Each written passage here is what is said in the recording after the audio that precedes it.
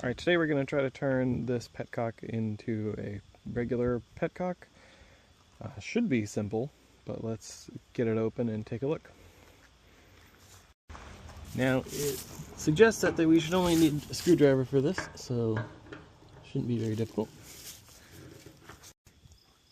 It's worth mentioning this gas tank is almost empty, which is why I can lean it over on its side and have it not spill anything. If yours isn't, you'll want to drain it. Let me make sure I'm not lying to you. Yeah, it's not leaking anything. So, just a heads up. And an old tire, I find, is the best thing to put the fuel tank on while you're working on it. Or even to store it while you're working on other parts of the bike. So if you don't have one, it's highly recommended.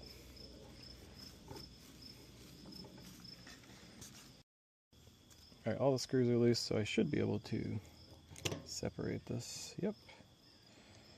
So we'll take these out the rest of the way.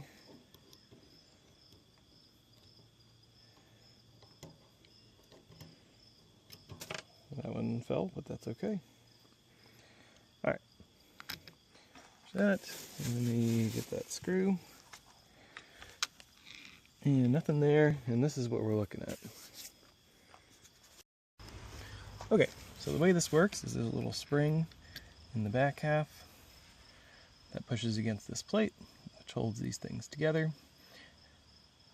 And then somehow, I don't know how, it doesn't really matter, when vacuum is applied, it compresses the spring and lets fuel flow. Once again, somehow, not terribly concerned with how. But so what we need to do is keep this pushed back the opposite direction. And here you can see the seal, which is obviously what's preventing it from flowing. So we should be able to put the spring on this side, reassemble it, and that should hold the vacuum mechanism open so that we don't need to apply vacuum to get fuel to flow. Let's give it a shot. So what I'm doing now is I'm trying to unwind one end of the spring slightly, just to give it a bigger inner diameter so that I can slide it over that O-ring and onto the little kind of shelf on that plunger to give it a little more space inside there.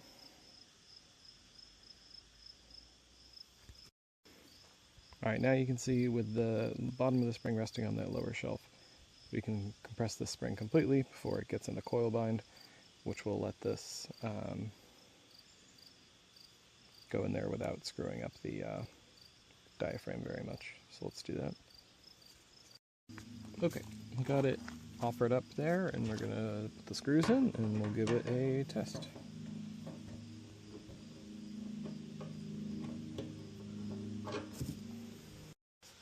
Alright, so I've got a gas jug, and we'll give this a test, see if it works here. That is on, and if I get fuel to this side of the tank, it is flowing, which hopefully you can see. And the off still works, and so does the reserve. So that is a success. Excellent. So if you need to do that, you can try flipping the spring around to the opposite side, and that might work for you.